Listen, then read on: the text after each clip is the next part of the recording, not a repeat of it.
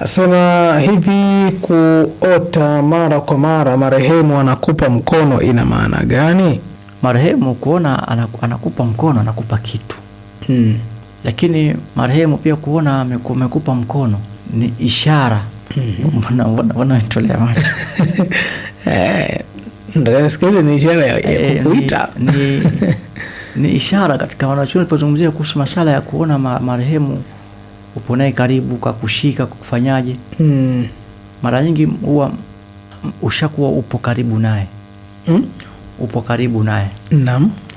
Na kusudia upo karibu naye, ukaribu naye maana yake hauna umri mrefu. Ndio, unaenda kumfuata. Hayo kuna kisa kinatajwa katika ulimwengu wa ndoto. Hata Uthman ibn Affan kabla hajafa alilala pata kailula mchana siku ya vurugu.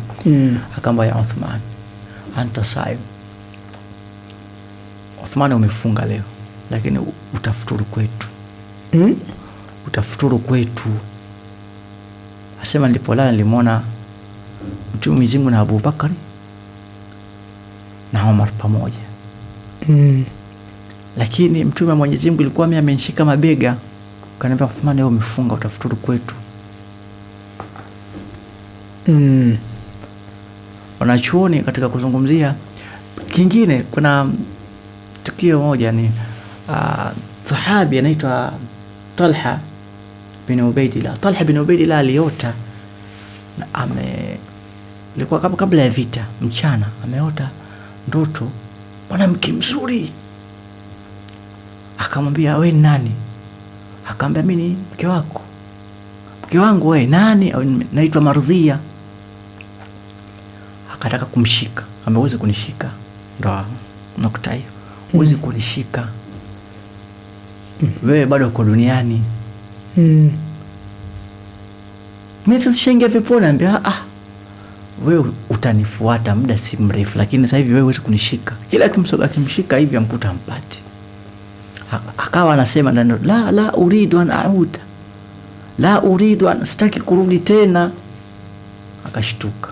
Aliposhtuka akaingia kwenye vita mchana ule, akaja akafa shahidi.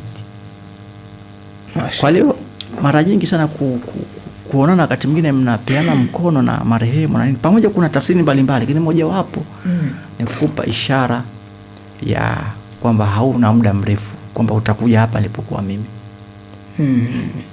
Kama atakuwa anakupa kitu, ndio inaangaliwa kile kitu akakupa nini, akwambia nini.